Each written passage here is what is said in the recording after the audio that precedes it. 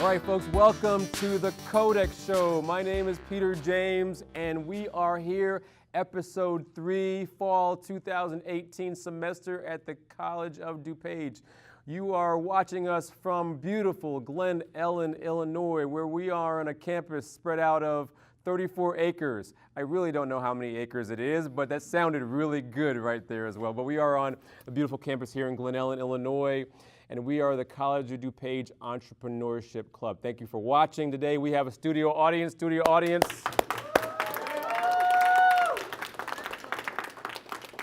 And we have a large studio audience for sure as well. So again, thank you so much. The premise of our show, of course, is we interview entrepreneurs. We're bringing entrepreneurs to the students so the students can touch them, ask them questions about their road, their journey, and just exposing students to the entrepreneurship life more or less from start to finish as well. What else am I missing here? I didn't read the official mission statement. Our goal is to expose students and local community members to entrepreneurs and small business owners. By them sharing their story, we'll show how entrepreneurship is definitely an option when your education is complete. My name is Professor Peter James. I'm a business and entrepreneurship professor here on campus, and a shout out to the business, marketing, and management discipline. We also have our business librarian in the audience today, Christine Kickles. We should do like a little shout out for her too there, Chris. Maybe we can do that later on as well. But okay, so I'm so excited today. We have a special guest, and every guest that we have every time we have a meeting is special, but today's guest is even more special. His name is Jim Elliot, and he represents DiveHeart. But before I jump into him, he's a COD grad, and I love to have COD grads. Audience, do you love COD grads?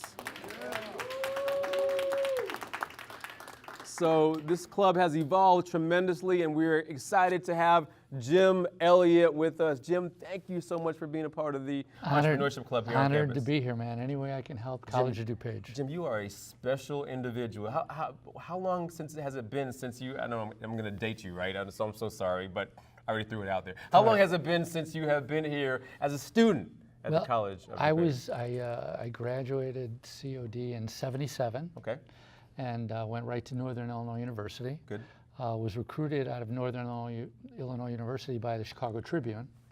I was a journalism major, and then went to WGN Radio, then helped start up CLTV News, and then left a six-figure income in the media business to start a nonprofit called DiveHeart, and we incorporated in 2001, so we're on our 17th year, and I don't draw a salary, and I donate all my training and come back to DiveHeart. We help people with disabilities through scuba therapy.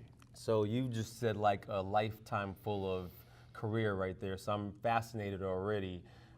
The corporate side of it, the media side of it, go into detail about that, maybe how you broke into that. I'm sure we have one or two students here who may be involved or be interested in the media industry. How did you break in? Well, absolutely. I think today especially, every student should take communications or some kind of media or journalism course, because you're going to need to know how to filter everything that's going on. I mean, when I was here, we had 5 channels. We had ABC, NBC, CBS, you know, and we don't have that anymore. Maybe a UHF channel. Now it's like you have the internet, right? And I could never have started DiveHeart without the internet. But back then, it was very limited as to your options. Sure. And to know what's real and not real. I mean, I've been doing this since the 70s, and sometimes I don't know what's real and not real. It's really challenging. So I would encourage you at COD, there's some great professors here, I know some, that I would take communications as part of your overall education, because you're going to need it. I know some of the professors here too. They're pretty good. Yeah, well, I went to Downers Grove North High School, which is right around the corner, and I came here for a seminar. I took journalism there as a junior, sophomore, or whatever. And Bill Curtis, who lives in Glen Ellen here, was speaking about, at the time it was the Manson murders, when Manson murdered Sharon Tate and stuff. And he did an awesome job. And I just sat back in the auditorium here at COD when there was like a couple boxes on one side of the road, and they had just built one big building on this side. And I sat back and I said, oh my God, I want to be like him. That's amazing. But it was through the College of DuPage that I was first inspired. to really, really go into journalism. And then you had a student-run newspaper here, Yeah, yeah. and that was always very important to me because I'm a pretty independent guy. And I wanted to be part of a newspaper that students ran, not adults, you know, not staff. So I worked here for the student newspaper for a couple years, learned a ton of stuff, and then went right to Northern and had, you know, hit the ground running. Yeah. Yeah. And for those of you who are here in the audience, COD has not always looked like it is right now. It actually has not been like this for a long time. So you're definitely privileged. Tell us some more about your career, your journey. You jumped into the media career as what? What were you doing in the media I was industry? originally a writer, and then I married right out of college, and I realized that I like to write, and I thought I wrote pretty good, but I married a lady with 2 kids, and we decided to have kids right away, so I couldn't raise 4 kids on my writing ability, so I had put myself through school selling. And I'd say to all of you, if there's any marketing or selling stuff that you can do, and I have some people go, selling, I can't sell anything, I don't want to be a salesman. But I'll tell you what, it helped me put myself through college, and it gives you skills. You can have the best product in the world. If you can't sell it, you don't have anything. Yeah. You know what I mean? So that's kind of what helped me a lot, and it's really funny, the career, because I was working for the newspaper and a radio station in high school, and I had a girlfriend who said, you're a bum, you're always hanging out at the radio station, why don't you go get a job? So I looked at the paper and I go, oh my God, $10, this is back in the 70s, right? $10 an hour, no experience necessary. So I went to work for Fred Astaire Dance Studio. Huh. And I didn't realize this is a very, very intense sales or environment. And then while I was here at COD, I lined up with a telephone soliciting company that sold waterproofing. And that really taught me how to handle rejection. Because, you know, when you call somebody, hi, I'd like to talk to you about, you know, I understand your neighbors have problems, blah, blah, blah. But it helps you really overcome rejection. And if you're gonna succeed as an entrepreneur, you better know how to overcome rejection and just let it roll off your back. And I use a term that you've probably heard, take lemons and make lemonade. And I do it every day. And I look for every opportunity to turn over all the rocks to make things happen. When you leave here, I want every single one of you to be diehard ambassadors and to go out there and share our stories on the website and all that stuff. And, you know, sometimes I get too aggressive. You know, my executive director goes, Jim, just relax, you know. But yeah, I mean, that's kind of how it started, and then COD led to Northern, and then Northern led to the Tribune, and then went into the advertising side of the business. So I love what you said about sales, and I've heard this from so many people, and I even try to communicate that to students. So many students, probably many of you here, say, I don't want to ever get into sales, I don't want to ever be a salesperson. And let's just face it, sales is the backbone of every single business that you guys know about.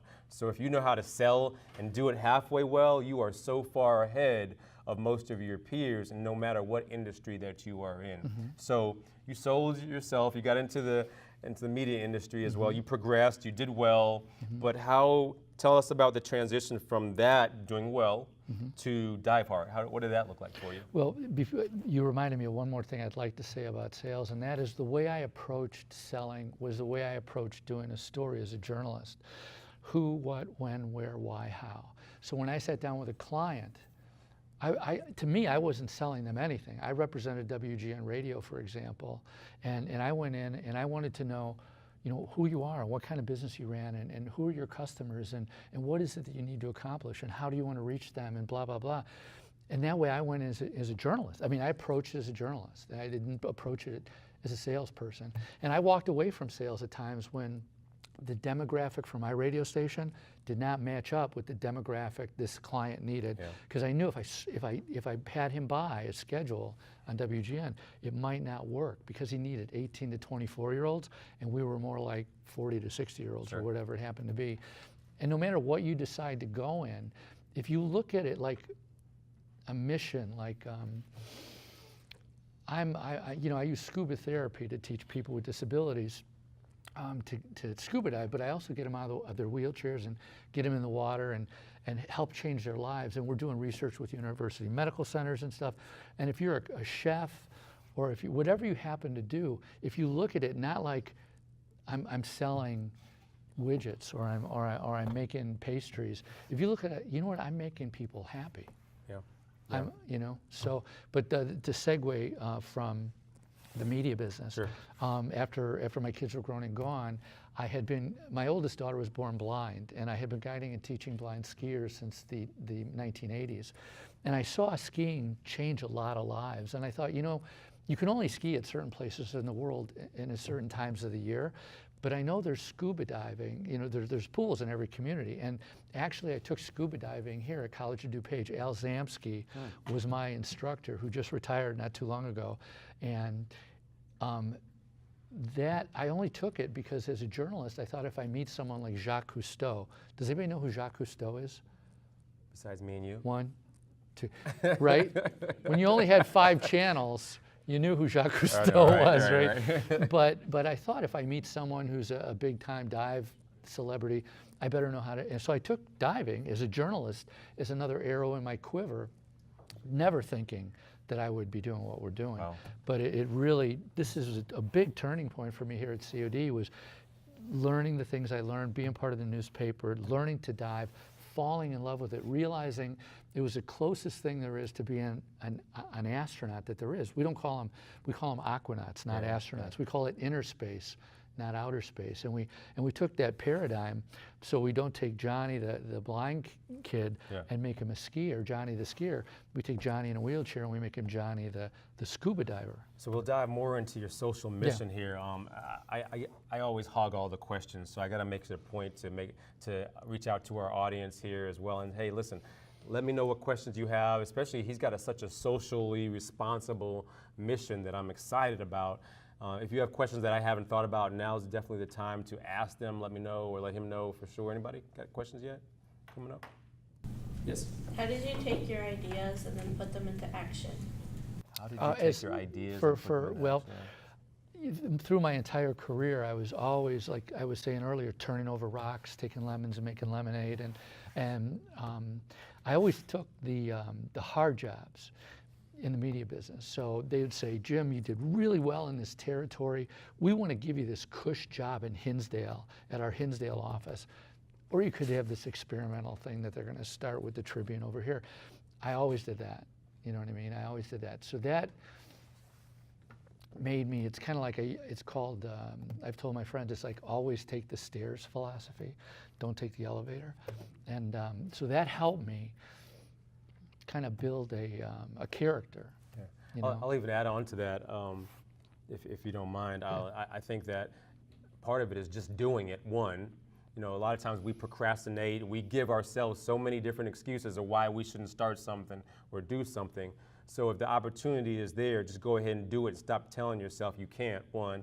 But two, even to Jim's credit here, if you have an opportunity that's available to you that no one else is taking, maybe that's not a bad idea because it sets you apart.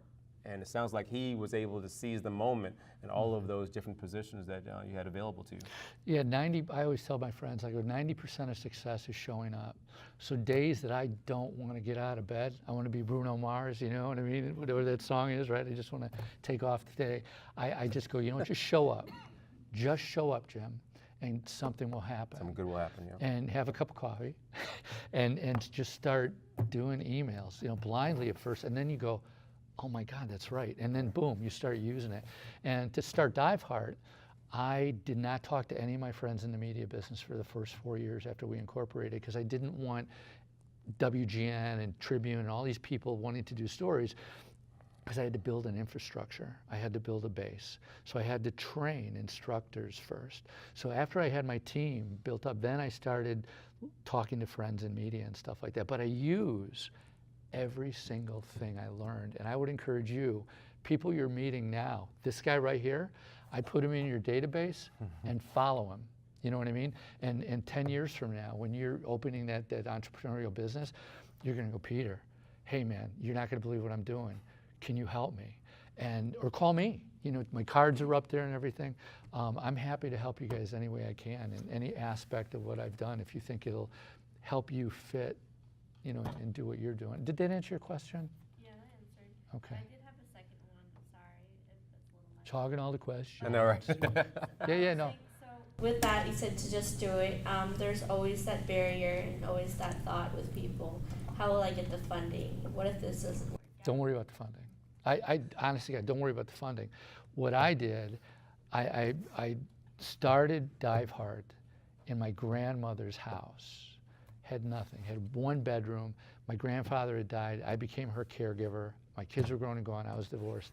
And I just thought, you know what, if we're like this nice little ski group thing that I've been doing where we go to the pool once in a while, we do the quarry once in a while locally, and then we do a trip or two once a year. I was happy with that. Had no idea that we'd be working with university medical centers. We'd be a training agency that is inspiring people all over the world. And so it's you never know where it's going to go. But if you always are looking, turning over all those rocks and looking for opportunities, it'll come to you. And if you can be doing the right thing, you know, I feel blessed that I can do the right thing and help people. So I want to ask a question that actually It'll come to you. piggybacks on what you just said there as well. You know, I'm all about, and you're hearing reading so much about social entrepreneurship, having passions for something that's benefiting society, benefiting individuals.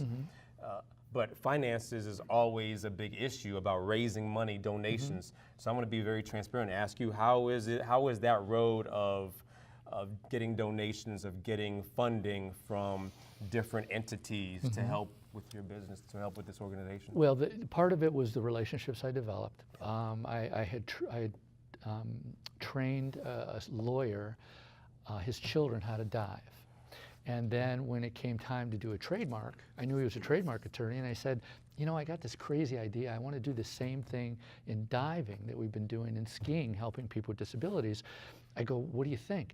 And he went away and he came back. He goes, I tell you what, I talked to my partners, and we're going to do all your 501c3 incorporation as a nonprofit pro bono, and we're going to do all your trademark work pro bono. Wow. Once once they did the 501c3 incorporation pro bono, I could go out and raise money. I could sell, is what I do, right? So I now emailing everybody I know, hey, guess what? We're gonna have a spring fundraiser, we're gonna have a fall fundraiser, we're gonna try to do a golf outing, and you just start talking to people and you get rejected. I'll never forget the first dive shop I walked into. I go, we have these hats, they're Dive Heart hats. I go, how'd you like to carry some in your dive shop? And then that'll help fund what we do and help people with disabilities. He goes, why would I sell your hat when I can sell my hat for 20 bucks and make 20 bucks? You know what I mean? And I'm like, you know what, you're right, you're a good businessman. I said, but we're not going anywhere and we're gonna be around. And that guy, 15 years later, became one of our largest donors. So you never know what's going to happen. Yeah, and a lot of times like that, as he just mentioned, you don't get the money instantaneously, but it trickles down days, months, years later as well. Anybody, any other questions? Yes, sir. I have a question. Like, is it good to go to an oversaturated business idea? Like, let's say, like to be a photographer, to have a photographer businessman, because there's so many photographers out. Or it's better to go to something that's not so oversaturated. So it was good. Is it good to go into an oversaturated business? I think if you love doing it, that's what you should do. Don't let anybody discourage you. And what I wouldn't be afraid to do is work for somebody else, and work for somebody else if that doesn't work out, and work for somebody else if that doesn't work out, and take what you want and leave the rest. You know, when I did my dive master and instructor training, I worked with 7 dive shops. There were some guys I would never want to work for. Yeah. And there's some people that went, that's a good idea. I'm gonna write that down in my notes, because when I start teaching, that's what I'm gonna use. So I would say, somehow get into the area, become an intern. People love free interns, you know what I mean? If you can do that. If not, take minimum wage and work for somebody, and then figure out how to leverage to the next level, or do something on the side that, you know, will give you experience. You know, start taking all your friends at COD, start taking, you know, portrait photos. You're gonna screw a few up at the beginning, but hey, eventually, right? But I also have to ask you, what sets you apart? You know, so yeah, it might be saturated and everybody's a photographer because everybody's got a camera on their phone now. But why you? What is the small things that differentiate you from everybody else? Only you can tell us that, and only you can figure out what that is, because it's your passion. So it takes time. I don't ever think you should be deterred by that, especially, again, if it's your passion. And to add on to what Peter just said, when I started out, nobody in the dive industry wanted to work with people with disabilities. Number one, it's a lot of work. Yeah. Number two, there's liability. The perception of liability freaks everybody out. And three, you can't make any money. So I went into an area where you can't make money. Nobody wants to do it because they're afraid of liability. And we've changed the entire industry. Wow. Since '97, I started doing this. And last year, the largest scuba training agency for able-bodied people in the world, PADI, launched an adaptive dive program that said, we will take you to this level, and then we want you to go to dive hard. I mean, that was part of their presentation in Vegas at a huge convention. And so now, everybody's coming to us. Wow. It's amazing how it's like wag the dog, you know what I mean? The little nonprofit changes the whole industry, but we didn't intend to do that. It's just, you just gotta look for all the opportunities as you're going on your journey, you know what I mean? I got a couple more questions, especially around the social entrepreneurship thing, and then we'll wrap it up really quick. You've been doing this for a few years now, and again, what a great cause. You're helping folks out who are maybe not capable of doing some things that you're showing them that they can do. How do you keep that passion going? And when, as you just described it, it's so challenging, it's so tough, and just noble for you, don't get me wrong, but how do you keep that passion burning for something that is not that for-profit organization that's bringing in that revenue and making that profit? Because non-for-profits, the model is just totally different. The high for me, and if you're not doing anything Sunday, we're at Oaklawn High School from 8 a.m. to about 1 p.m., and we'll have a ton of people with disabilities. And getting them out of the wheelchair, and especially the first time, the high for me is when I get them out of the wheelchair and they stand up for the first time like this, and they look down and they go, oh my God, I'm standing up, first time since my spinal cord injury. Or if I have cerebral palsy from a kid, first time in my life. And I'm looking down, and I teach them how to use their breathing to control their buoyancy, to make them aquanauts. And seeing their face and their smiles when they come out of the water, that's my payback. And like I say, just getting up every day and going, okay, I got to do this again. Eventually, great things happen during the day, and you just go, this is why I do this. Wow. Oh, that's awesome. Yes? Well, first of all, it's nice seeing you. Now that we don't have to play phone tag anymore. Yeah, good seeing you. Yeah, so I've heard about you before. Me and both PADI divers, and I'm becoming an instructor. I'm going to take my final test now. As I told you before, mine actually has to do with scuba diving. Last time there was another entrepreneur here, his name was Peter. We did an interview, and my sales is my strongest background by far. And he asked me a question. He was like, "Well, if you're so good at selling, why don't you just sell?" I'm like, okay. So we did that, and as of today, a week later, we got our first 2 clients. Nice. So now we're doing our social media marketing stuff. My question is, what we really want to do is go into the scuba diving thing that I mentioned to you about, but how do you avoid feeling like a fake as you try to progress? So because me, right now, I never had anything to do with social media. I just sold it, and sometimes I can kind of BS myself to the point, and now I have to learn and actually deliver. For me not to feel that way. But how do you avoid? Sometimes when I feel like I'm succeeding, I feel like I don't deserve it. I guess that's 2 questions. That's good. So let me rephrase it for you. How do you fake it till you make it? Yeah, I think it's good. I think it's good to be afraid. It's good to feel that way. Because sometimes, our vulnerability. That's good. I get choked up. No, you're good. You're good, man. You're good.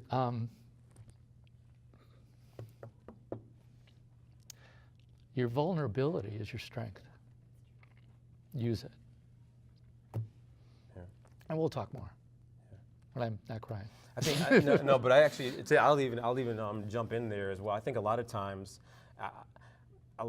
you have to, especially if you have a passion, you have a skill set, and you may not be a master at it, but again, jump in then, and then as it continues to progress, you get people around you, support, resources to help fill in the gaps, especially where you feel like you have deficiencies. But think about it, if you didn't jump in, you'd be hemming and hawing the whole time, giving yourself excuses why you shouldn't jump in, but as opposed to jumping in, getting business, and being thankful that you did, because now you're learning so much, and you're making mistakes, but you're learning so much from those mistakes. And most people don't make that leap. 90% of people don't make that leap. And if you've made that leap, you're already a success because you took the jump. So that's huge right there. So pat yourself on the back, but now take it to the next level for sure. Had another question over here. Yes, sir. How do you see the nonprofit model evolving in the future? Like, how do you see it change over time? The nonprofit model, I know my model, and I know that I've helped spin off 30 other nonprofits. Wow. And Wow. some of them have failed. Some because they didn't listen to me the way I told them they should structure it and what they should do, and some just because they didn't have the heart or whatever. I think that when I started, there were fewer nonprofits. There's a whole lot of nonprofits now, and unfortunately, sometimes nonprofits do things that are not good. You've heard of nonprofits where the CEOs are making gazillion dollars and spending donor money on stuff they shouldn't be spending it on, like resort conferences and stuff. That doesn't help any of us. I would just say that if the nonprofit area is what you want to get into, you know, I'm happy to talk to you about it and give you the down low on what I would do based on what your interest is and stuff. And you know, use me as a resource anytime. But I don't know if you can blanket wise say this is where the nonprofit world is going, because everything is so niche. You know what I mean? Yeah. And yeah. So here's the $1 million question at the end. I don't know if you really get $1 million, but it's a $1 million question anyway. Okay. Knowing now what you knew, or knowing then what you know now, if you were sitting here back in 2018 COD, and you could tell if your present self could tell your old self, your younger self, I'm just messing this all up. Yeah. What would you tell yourself, and what is your message maybe to these young folks as they're thinking about entrepreneurship, whether it is a for-profit or for a nonprofit? What would be your message? Well, your inspirational I wish that I had somebody like Peter when I was, seriously, I mean, we didn't have entrepreneurial programs. Yeah. What is that all about? This is a tremendous resource. I would use that. I mean, if I had this back then, it might have saved me some steps. Yeah. Maybe it wouldn't have, but you know, the 36 acres you mentioned earlier that COD has, that you really don't, you made that up, right? But one of our goals is to build the deepest warm water therapy pool in the world. And I was just in Italy and saw the deepest pool. It's 137 feet deep. We want to build one to 150, and we want it to be 93 degrees. So it's warm for people who have thermal regulation issues, who have disabilities. And I would love to put it on the COD campus. I mean, we're talking to people in Naperville and Aurora right now, but if you went to the president, Peter, and said, you know, Jim said he'd love to do it here. What do you think? You got 3 extra acres? I would do it. And I'll tell you what, it would put COD on the map worldwide. You can tell her. You can tell she's watching. Worldwide. All right. Worldwide. Good stuff. Yeah, stuff. Just a thought. Hey, folks, let's give Jim a hand. Thank you. Thank you, Ben. Jim, thank you so much for coming to the Entrepreneurship Club here on campus. Your presence here is just a blessing for all of us, and thank you so much for sharing your wisdom as well. And thank you those who are watching. Until next time, we'll see you on the next go-around on the 36-acre campus.